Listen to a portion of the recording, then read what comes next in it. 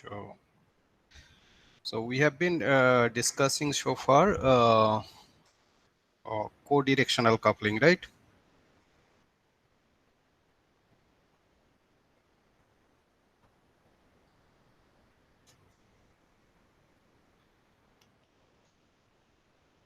And so for co-directional coupling, we have started with something directional coupler.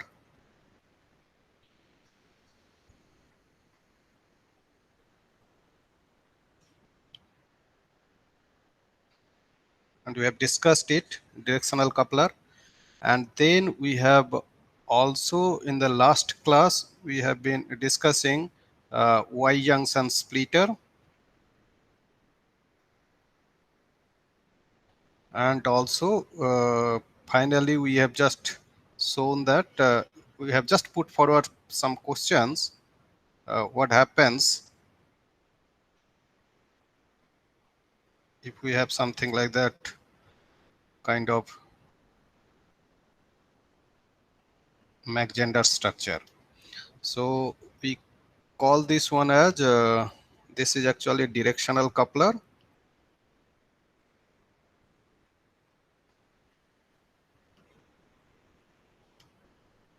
So in short, we'll be calling DC, and this is actually so-called Y junction. And yeah, 1:2 Y junction. And also we have discussed other thing also with that Y junction splitter, Y junction combiner. So one is called combiner and another other side will be calling as a splitter. So 1:2 splitter and 2:1 combiner. So in case of combiner, we have discussed what would be the problem, and if we just club them together something like this, that actually gives you this structure. We call that as a Mach Zehnder interferometer, Mach Zehnder structure.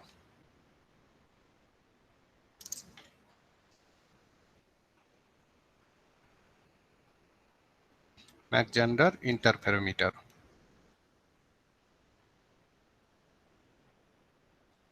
So this is again 1:1. So one input, another output, right? And specifically, we have shown that here transfer function is typically, we have just written something like that, R minus JT minus JT star and R star. So this is your transfer function for directional coupler. And in this case, normally transfer function is your, what do you call that? 1:2. That means we can have 1/√2, 1, 1. That is the transfer function. And in this case, what will happen? So you will have, suppose this side will be 2 input ports, and this one I will have 1 output ports. So I want to get 1 output, sorry. Yeah, just to make it clear. So I should have only 1 output, whatever things will be there, and that will happen because of the 2 input, right? How to write that? This one. So I will get 1, and there I will be getting, suppose it is actually A1, A2, and this is A3. So I want to write A3 equal to, right, A1, A2. So what should be this matrix? A row matrix, Uh, that is that will be row matrix. row One matrix. row. Yeah. Row matrix means what? Means 2 column, 1 row. 1 by root 2 1 1, right? Like Yes, this, sir. 1 by root 2 1 1. So that will be this transfer matrix. And in this case we can just, how we will write this one? So Mach-Zehnder case, we can write this one and this one. It's cascaded. How shall we write? This is suppose A input and A output. Okay, I know what is the transfer matrix for this one and what is the transfer matrix for this one. So if I want to write A in A output, A out equal to A in, and then I can, if I say define this one as a T1 transfer matrix T1, and then it will be T2, right? So T1 times T2 and A input. Is that correct?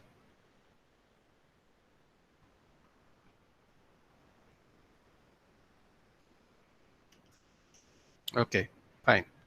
So this will be the transfer matrix for the 1:1 MZI. So 1 by 1 MZI structure.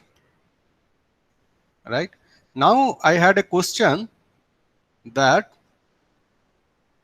situation is that if A1 is there, then here you will get 1 by root 2 A1, and if A2 is there, then 1 by root 2 plus 1 by root 2 A2. So that is the way it's supposed to be, right? Okay, 1 by root 2 A2. Fine. Now I asked you one question. What happens if you have a pi phase shift in between? What happens?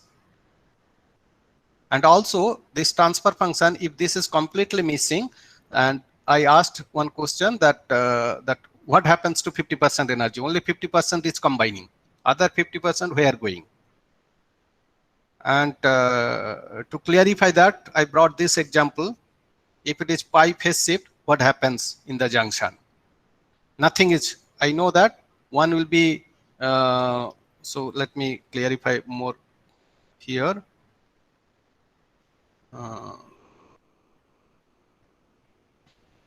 So let I take this example.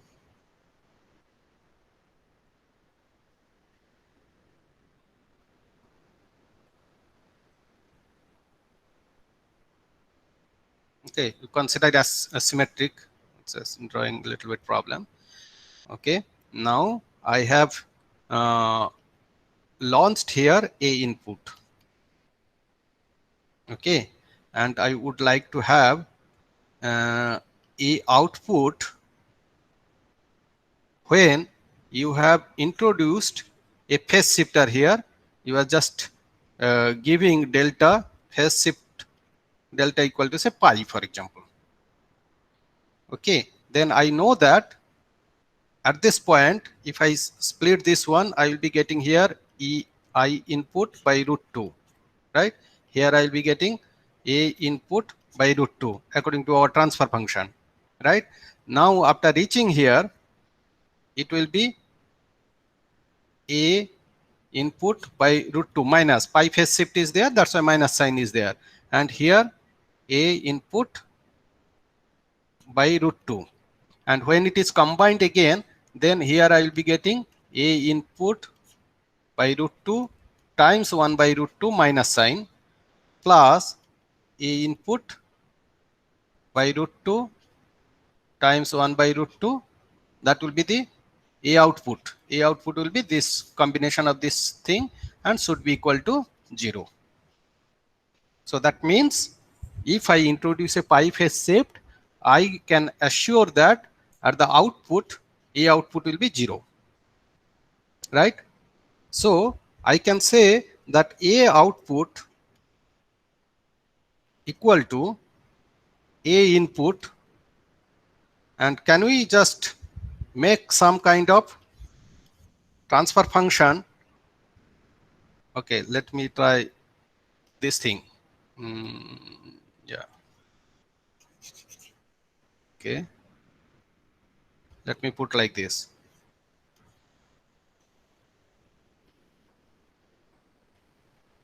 Okay, so this transfer function is for this one, this splitting I can put here, and this transfer function for this combiner, and in between this transfer function I can represent like this. Okay, then I supposed to get a input, and I know that just simple depiction here I put so that it will be 0, and if this one equal to 0, then this should be equal to, this minus sign would not be there, then I would get, if it is lossless case, a output equal to a input. Okay, so a equal to input for delta equal to 0, and this is for delta equal to pi. Is that clear? So may I ask you to tell me that I know what is the transfer function I have discussed in the previous page, and here also I know what is the transfer function here. So one will be actually row matrix, a column matrix, and there will be row. What about this one? The central portion will have also transfer function from this to this point to this point. I should have a transfer function. So can anyone tell me what would be this one in the middle one? Suppose I consider instead of delta equal to pi or 0, let's consider the phase is delta. So what would be this transfer function? Transfer matrix, I would say. I need to know what would be here. This will be 2 by 2 for sure, right? It should be square matrix. Yes, sir. Can you just tell me what would be the value of A11, A12, A13, A14, A21, sorry, A22. So what would be the value of A11? A11 is -1, A12 is 0, A21 is 0, and I said that assume that phase is delta, not equal to pi. E power I delta, I think. A1 e to the power I delta. I delta. What about A12? 0 equal to A21. And A21 equal to 0. 0. And then A22 equal 1. to 1. 1. Right? So that is clear. For example, if I have this one, certain value, this value is, you are just considering say A1 prime, and this value here, whatever you are getting A2 prime, and it is actually A1 double prime, A2 double prime. I think just I mark here so that you don't confuse with other thing. So these circles, I'm just considering these circles. If I just want to write down a matrix here, for example, I want to write A1 double prime, A2 double prime, that is my output, and this one my A1 prime, A2 prime, right? So in that case, I would be writing e to the power I delta, and then here I will be writing 0, 0, right? And here I am writing, you said how much? This is 0 and this is 1, you said, right? So that means A1 double prime, if I get, that will be whatever phase will be there, A1 prime, e to the power I delta will be multiplied, and A20 will be 0. Is that correct? Is this the correct thing? Now you check, write down the equation. Whatever you have written, all the elements I have written down here. Is that okay? That means it is coming like A1 double prime equal to A1 times e to the power I delta. Is that correct? And A2 double prime should be equal to A2 1, right? So it is correct. So this is the anyone asking something? No? Suppose if I consider this is phi 1 and this is phi 2, both arm is different. phi 1, one arm, just a little bit modify, clarify that thing. Suppose you have again like this,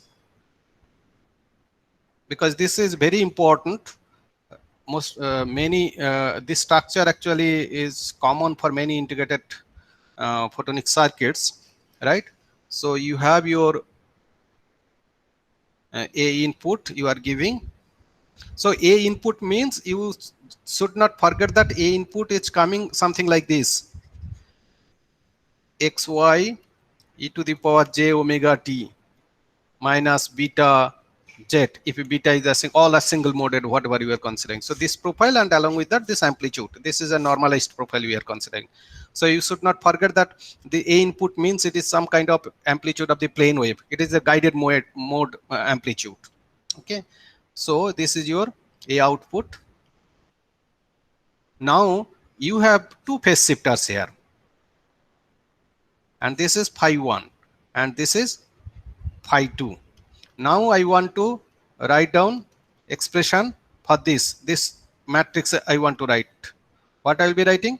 E to the power, obviously it is j phi 1, right, 0, and then 0 e to the power j phi 2. Is that correct? Yes, sir. Okay, so this is the expression. Fine. Now I know that if somehow phi 1 minus phi 2 equal to pi, then I know that A output equal to 0. The immediate question was, what happened to the energy coming in and how? I need answer. Why? What is the answer and how?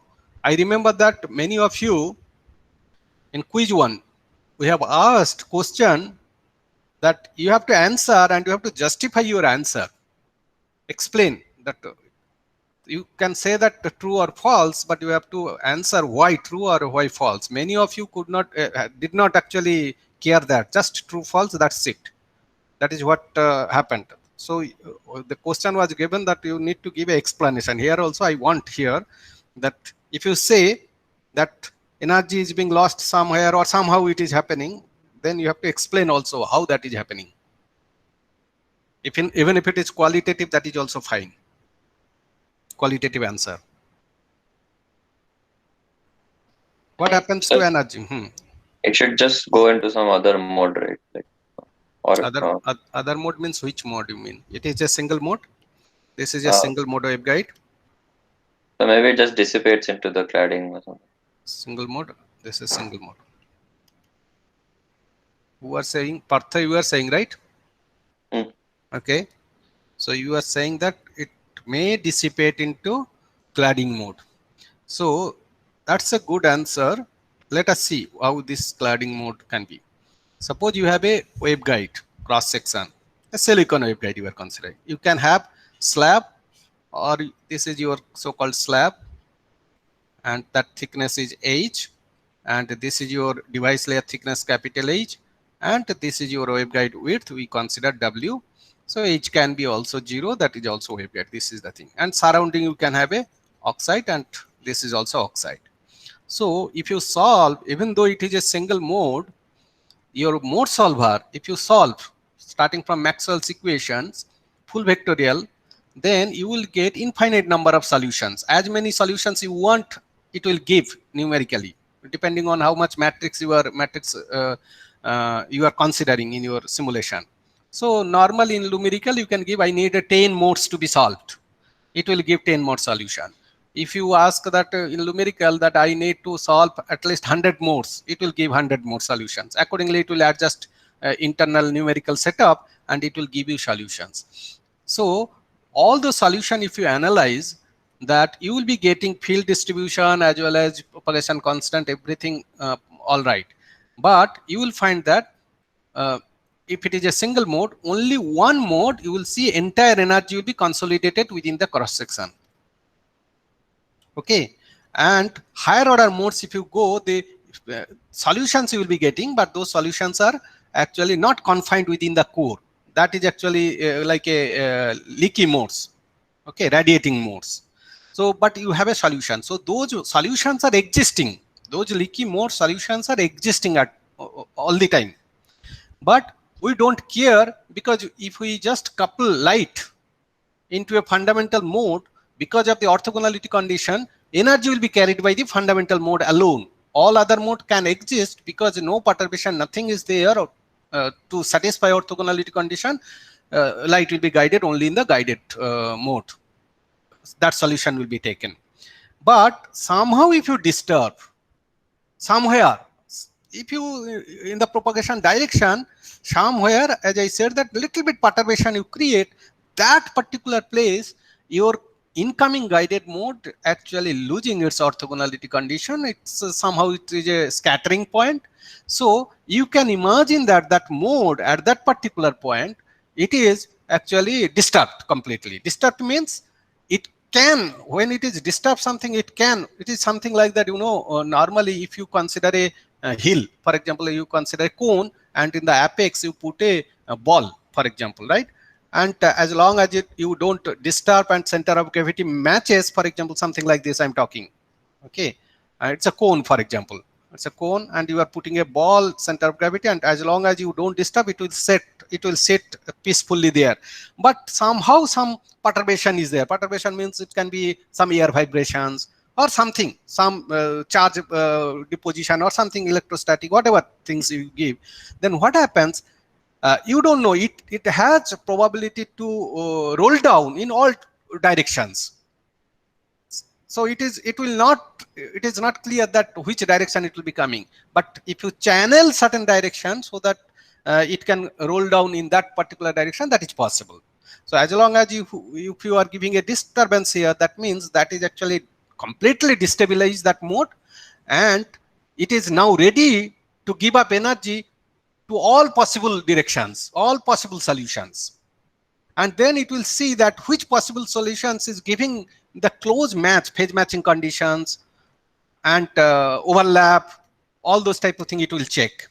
Okay, depending on that, actually energy will be transferred. For example, after that, again, after this disturbance, suppose you have the continuation is still there, then this from this disturbing point, what it will see, how this mode is overlapped well with the other modes, possible mode solution. One of the another mode solution is the same one, and all other leaky mode solutions also will be there. Since the overlap will be maximum with the another fundamental mode, there is a chance that most of the power will go to the fundamental mode, and there also phase matching condition also is satisfied.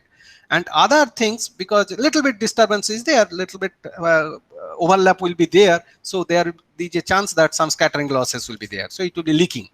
So it is always there that if you disturb somehow, there is a chance that it can couple into the cladding modes, right? So here also, if you see, if you have a just simple waveguide coming in, and you have a junction here, something like this,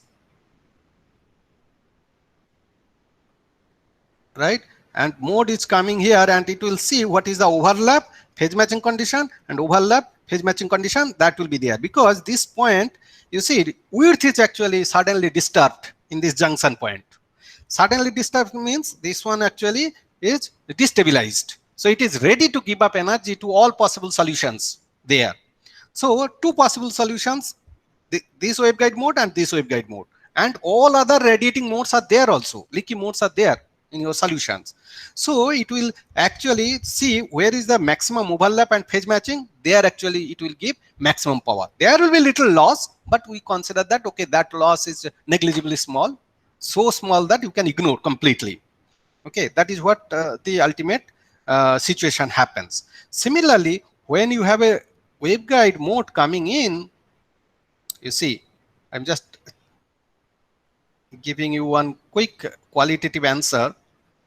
Okay, this is your junction, for example. Here you are creating a junction, right? And suppose a mode coming in here, fundamental mode, both modes are coming fundamental mode, and reaching here with same phase. Then what happens, it will try to see what is the overlap with this one and what is the overlap with this one. So you see, its overlap will be this one to this one, it will be maximum 1 by root 2 times you will see. And from here to here also 1 by root 2 times it will happen. Okay, it is also fundamental mode and this is symmetric and overlap will be this one.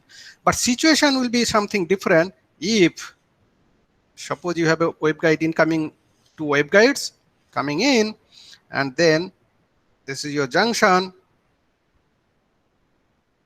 and this is a single mode waveguide again. Now you see one mode coming in like this and another mode coming in like this, right? They are pi phase shift. So this is coming like this and another pi phase shifted. Pi phase shifted means field will be oscillating other direction. Now this mode actually looking like what? Because this mode can support in this direction because here width is a little bit higher. It is like a first order mode of this junction. In junction region, if you get a solutions, you will have a fundamental mode as well as you can have first order mode also. Because two waveguides when combines, that junction region, your width is a little bit varying, right? Some perturbation is there, disturbance is there. And this disturbed region, you can imagine two modes are there. So if two modes are there, this pi phase shifted thing, it is almost shaped like this one. So you can say that both the field coming in, they are appearing like a first order mode in this junction. Once it is like a first order mode, your output waveguide is a single mode. So when it is single mode, then what you will see, overlap to this one and overlap to this one, this side, it will be like a energy fields overlap will be positive for one thing and overlap will be negative for the other thing. So together it will be 0. In other sense, you can say that since it is like a first order mode, this first order mode cannot be supported by the single mode waveguide. So this one will be radiated. So when it is pi phase shifted, energy is missing in the output waveguide, but the energy is lost to the substrate. That is actually loss situation. That situation is such that whenever you are giving pi phase shift, you are losing the complete energy to the environment, ambience, to the cladding. That's the answer. So similarly, when you are going for this, just missing this one, when it is coming from this to this, so 1 by root 2, half of the energy is coupled. Another half energy actually, it is happened to that. It is actually exciting to the higher order mode and that is being lost in the substrate. The junction region, it is being lost.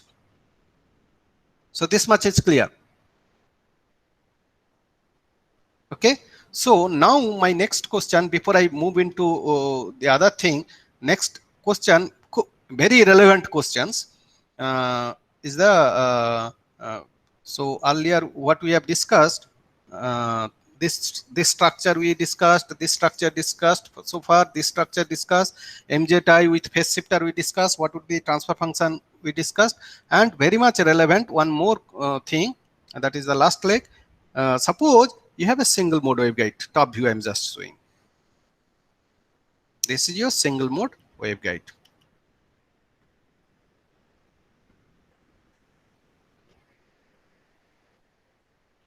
You know you can get a solution for it. Now in this junction, you suddenly have a multi-mode waveguide.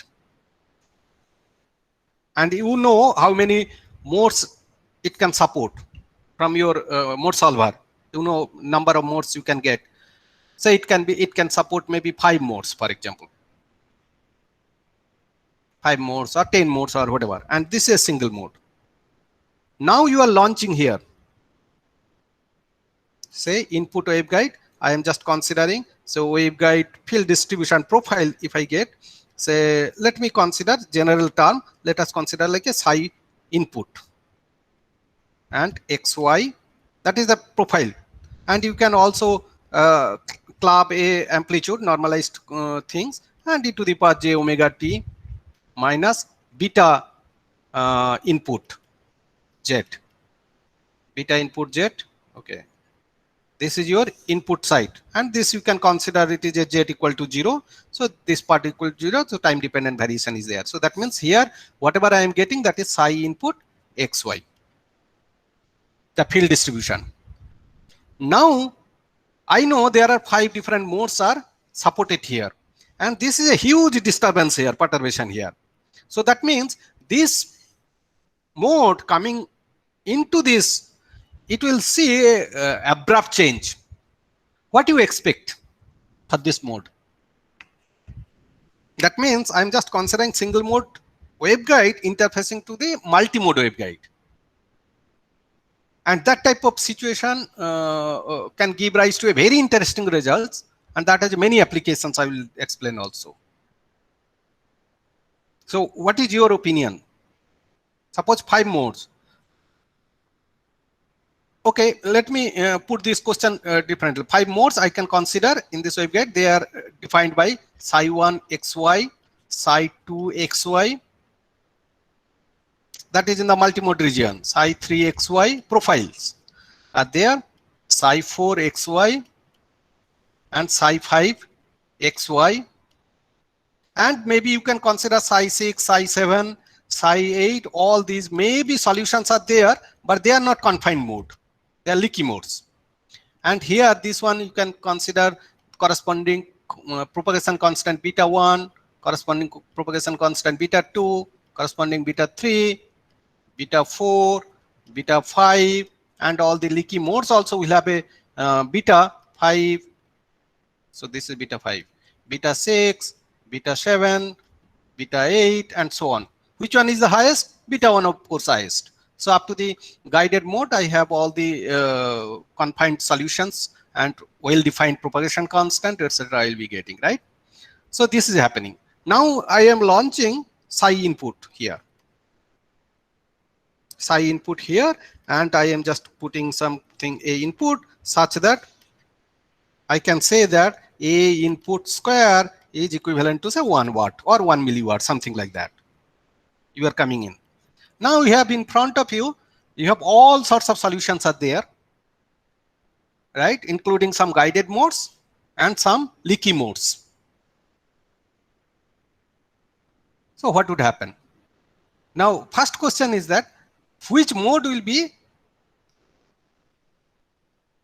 excited? I have 5 modes. The first question, what would be your guess that that whether all the modes will be shared, the energy will be transferred to all the modes or selective modes? The first question. All, no, sir. Like you can check with the overlap integral thing again. You can check with the just overlap integral. You know that depending on the overlap integral, you can say whatever we have discussed earlier, you can find out.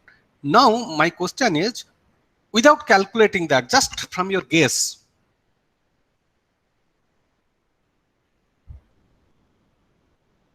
can you tell me that whether all the modes will take little bit of energy, or some of the modes will not be at all excited?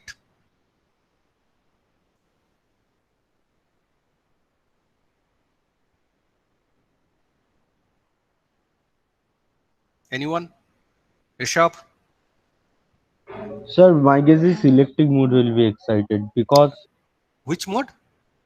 not all 5 modes, as this bigger waveguide supported 5 mode, but among them only one will excited depending on the previous condition, depending on the beta value of the single mode waveguide. What is because beta value, all the beta 1, beta 2, beta 3, beta 4, beta 5, these things will never equal to beta input. It may not be equal to beta in.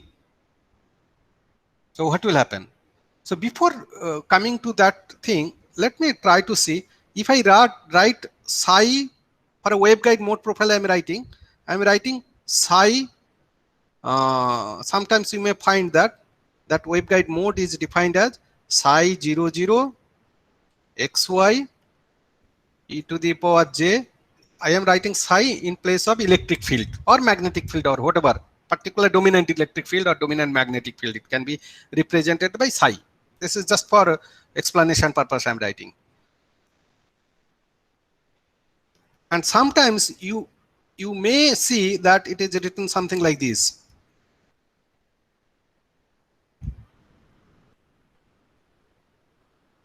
One zero z, and then sometimes you can write 0 1.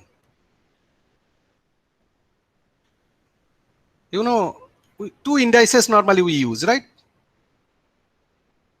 for defining a mode field in a two-dimensional waveguide structure. You know what does it mean? 0 0 1 0 0 1.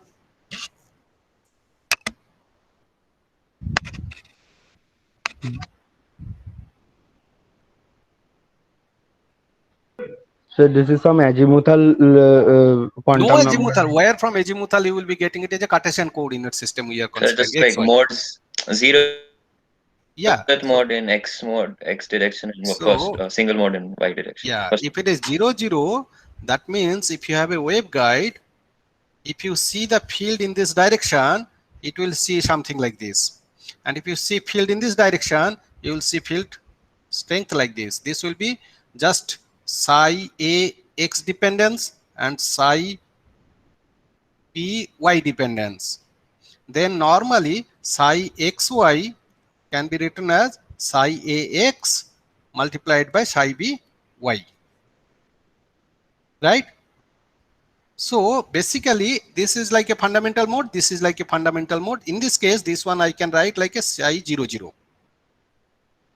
Suppose if you see that this direction it is something like this and this direction something like this, then what I will be writing? I will be writing instead of this one,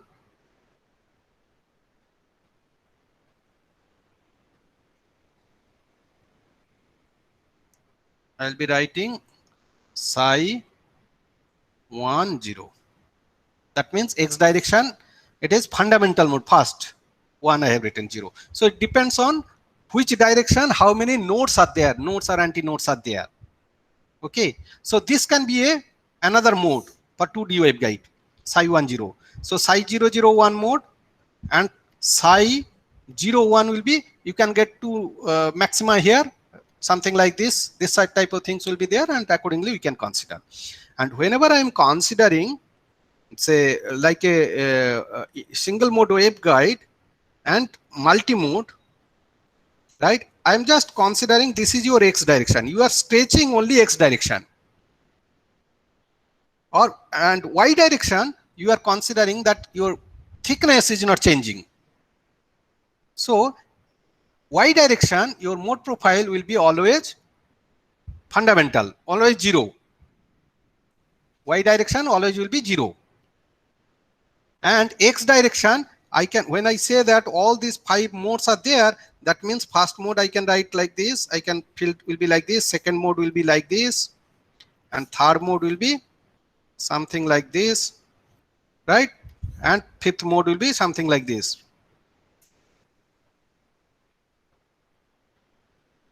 Something like this, yeah? So 1, 2, 3, 4, and so on. Another modes will be something like this. More number of modes will be there, right? Now you know Y direction, their field, all the modes will have field distribution like this.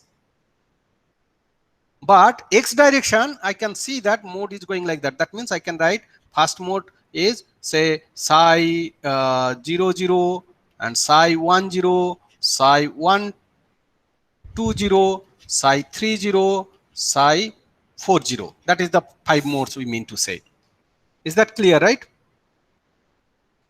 Now my question is that with this knowledge, you tell me that I have a waveguide just exactly at the center. And I have 5 different modes. Psi 1 0, psi 2 0, psi 3 0, psi 4 0, psi. So the 1, 2, 3, 4. Okay, 4. No, this should be 0 0, right? This should be 0 0, 1 0, 20, 30, 40. So up to here, these are the case. Now tell me which, if there is a selection, the selective choice for excited modes, or all the modes will be excited.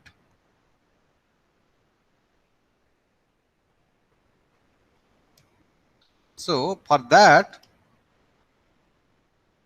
let me try like this. Just assume like this. This is your structure, right? Suppose here, whatever excited, all the modes are there. Let me try. They are actually some, I am just expressing with a certain n, xy, and n, and just put c n.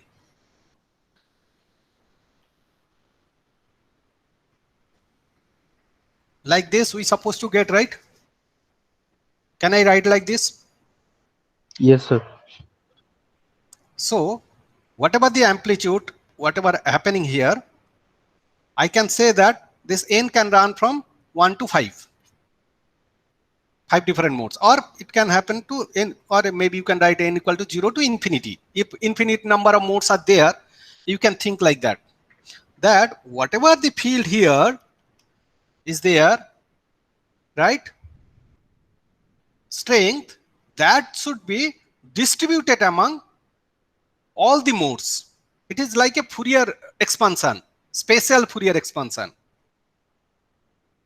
right? And with one only condition is there. If this is a normalized one, if this one actually imposed with a 1 watt power, that means I can say that C0 square,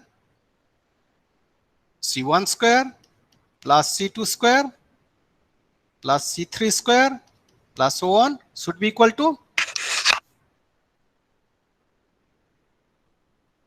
how much? 1 watt.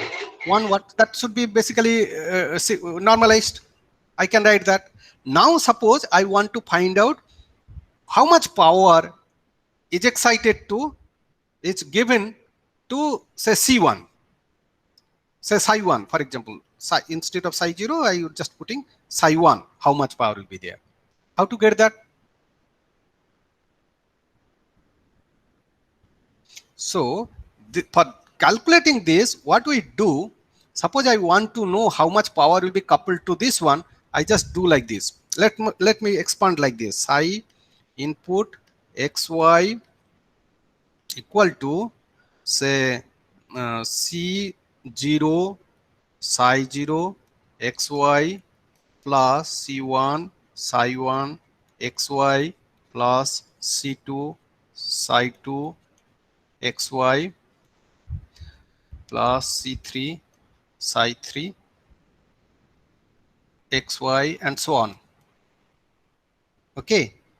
Now suppose I want to know C1 value. What should I do? Multiply with psi1 on both Star. sides. Psi1 star. Yes, psi1 Okay. star. Psi1 star xy psi input xy and then integrate. Right? So I'll be writing right hand side C0 psi1 star xy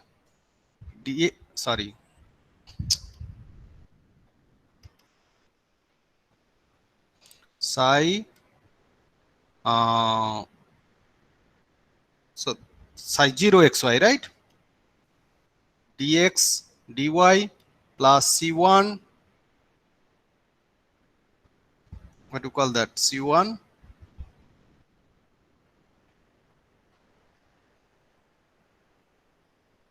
psi1 star psi1 dx dy plus C2 psi1 star psi2 dx dy.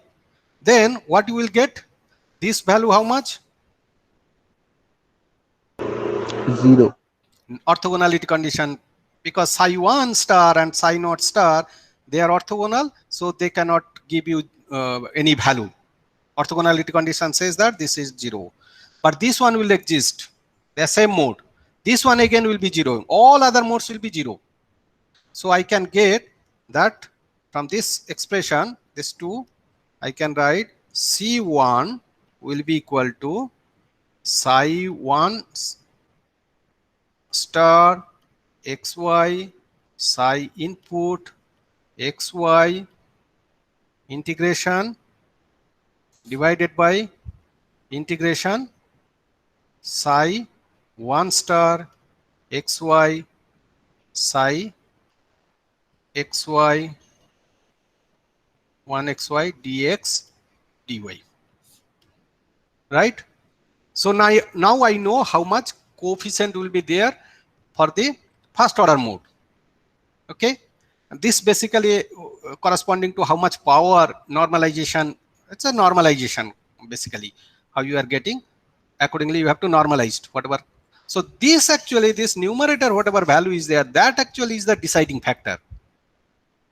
Okay, if I consider all of the modes, I can simply generally write Cn equal to psi n star xy psi in xy dx dy divided by psi n star xy square dx dy, right? So this will be your value of C1, Cn. Just put n and accordingly you are getting. So in this case, normally you will see, if you just try to solve this one, you will find that in this particular case, C1 will be equal to 0, C3 will be equal to 0, C5 will be equal to 0. You know why?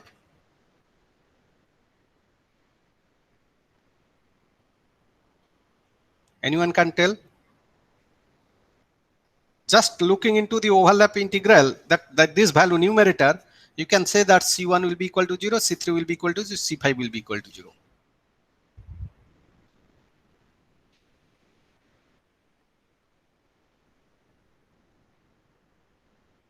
Any idea? Sir, that's because like This I think this overlap will become 0. yeah, you place the input waveguide at the center of the Yes, that is so the what I mentioned already. right. So the anti nodes will like it'll be Yes. symmetric about that. Yeah. So upper half will give you positive value, lower Yeah. half will be giving you negative value. That's why Yeah. the value will be 0. So some selective modes will be excited. Okay. But if you little bit make it off center like this, if you just make this one a little bit off center like this, there is a chance that all the odd modes also will be excited. So depending on the position, you can excite. Okay. Now next important question. You know how much weightage will be there, different modes. And once it is excited here, depending on the overlap, so you see all the modes are there. Sorry. And so on. You can have something like this, right? So these modes are there. And they have their weightage, depending on this value. And they have their propagation constant, beta n. So all of them will be, whatever power is excited here, they will carry religiously without sharing each other. They are again orthogonal to each other. So once you excite, they are actually independent. They will be traveling independently, carrying energy, right? So, but one thing you would see that when you consider, when I'm writing this thing, that means, I think in this form, when I'm writing at z equal to 0, superposition of all modes give rise to the original input mode. So if I make a superposition of all modes, all electric field profiles, superposition we are making, that's supposed to give you the original mode at z equal to 0. That is what we have assumed. And that is true. That happens normally. So that particular point, because of the disturbance, because of the breaking of orthogonality condition, this situation happens.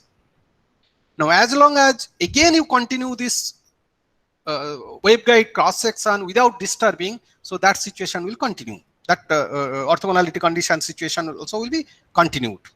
Now, my question is that I have always the option to terminate the multimode interference anywhere. Suppose I am terminating here. Now, at this point, I want to see the superposition effect, because that particular point, I am just disturbing the orthogonality condition. I'm just terminating here. So that means when I'm disturbing, that time I want to see what is the field strength. Where is the field strength? How much along this region? How shall we get that? I have to see again superposition effect.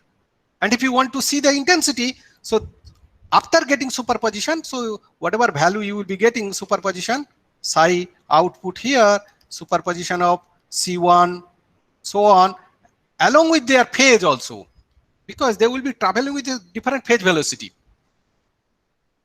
So their superposition effect will not be the same what you observed at the input, because as they travel, they can go out of phase. So when you see superposition effect here, because of their phase difference, phase mismatch, because they are traveling with a different phase velocity, you may see that the field strength distribution changed. That is actually called multimode interference. You are terminating, that means you are forcing them to interfere. Okay, and if you allow certain distance, if somehow it is possible that your field strength is something coming like this. Superposition field strength. This is the superposition. I'm just making, probably I can put red light. Yeah. Okay, so this is my, yeah. This is the superposition. All the modes you are just considering and you are terminating, and there I am checking the superposition is like this. What I would do if I make something like this, I can disturb something like this. What I supposed to get then? From here I terminate, but I emerge two different waveguides like this. What I would expect? That Two fundamental modes. so this will be exciting one fundamental mode to this waveguide, and this will be exciting one fundamental mode to this guide. So I can design using this multimode interferometer as a power splitter, 1:2 power splitter. Okay, so instead of Y junction, I can use this principle also, because normally this Y junction I discussed in the previous pages, previous slides. So I just consider that it is ideal. Ideally, it is very difficult to design, particularly when the waveguide dimension and core cladding contrast is very high. Little bit disturbance here, lot of losses can happen. But instead of that, here also I said that the single mode comes here because of the disturbance. It can happen that higher order mode is exciting also. That is how you can see that whether this is constructively interfering or not. So we can use this type of structure where almost entire power from the input waveguide will be transferred into all the guided modes in the multimode region, and they will travel, and you can design, you can terminate at a distance where you're supposed to get this type of superposition effect. So there I can put carefully two waveguides, and I can get 1:2 power splitter, and that can be relatively lower loss. Okay, but it is one example. You can also design that. There are a lot of theories, lot of research paper on this. I am not going to go into details, but giving you some qualitative idea, and you can I will give you some kind, whenever I will be giving some mini projects to all of you, maybe based on this type of structure, design, device design, etc., we'll be giving here. So suppose I am terminating somewhere where superposition, after exciting all the modes, the superposition is giving something like this. Field strength is giving something like this. I think typically it never happens. This, so I'm just considering 1, 2, 3, 4, something like that field strength. So I can make something like this: one waveguide here, one waveguide here, and another waveguide here, and another waveguide here, right? Then I can get 1:4 power splitter.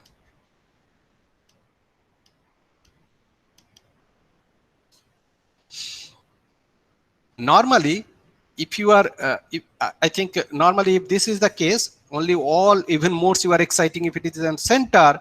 Normally, if you have a MMI structure of this length, sorry, this length, I should maybe this length.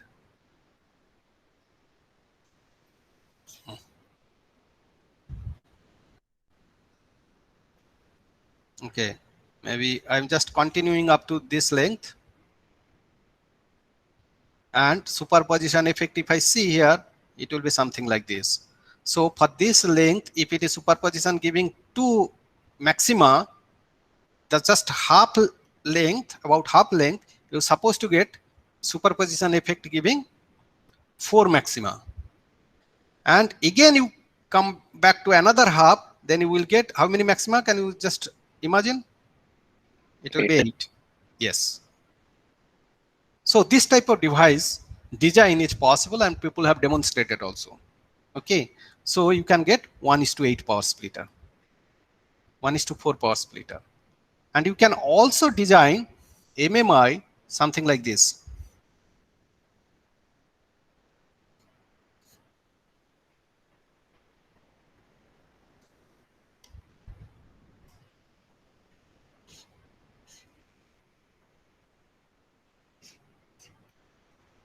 So if you are launching here, power will go here and another here. Here goes 50% and 50% here. And if you launch here, again, identical situation can happen. It is something like that 3 dB power splitter. So MMI power splitters.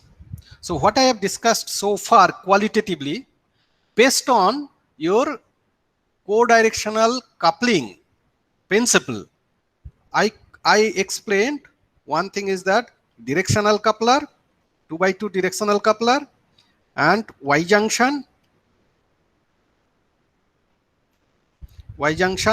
splitter and combiner,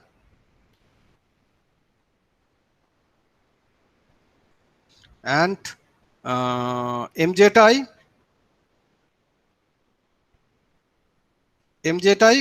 with Y junction coupler, Y junction. Okay, maybe I can write like this: MJTI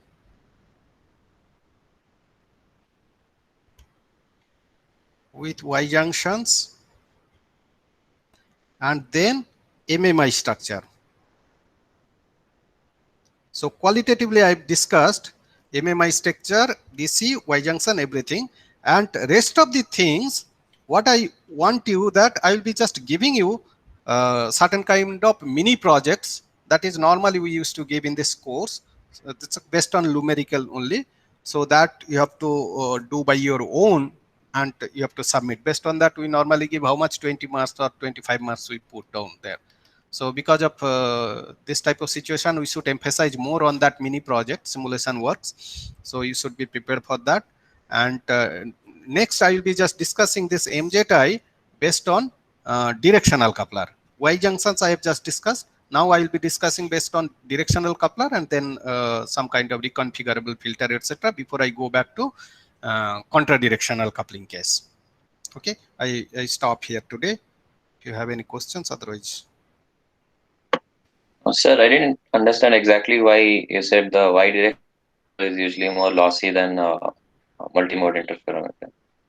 So you see, normally it depends on earlier, I think long back before silicon photonics came in, that Y junctions were very popular when people used to design waveguide with lithium niobate, glass structures, all those other materials. Because in those materials, whenever you are fabricating waveguide, single mode waveguide, those core and cladding refractive index changes very small.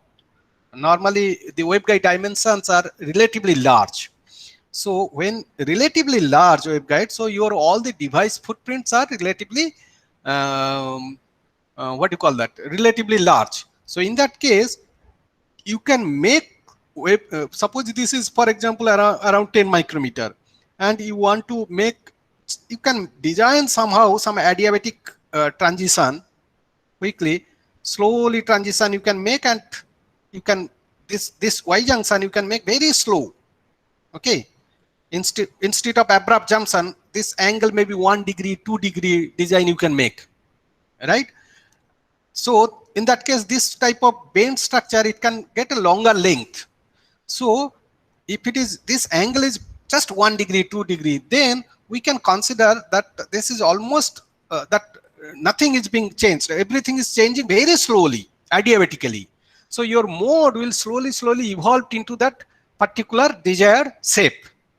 That's why losses are normally insignificant, maybe 0.1 dB or something like that reported.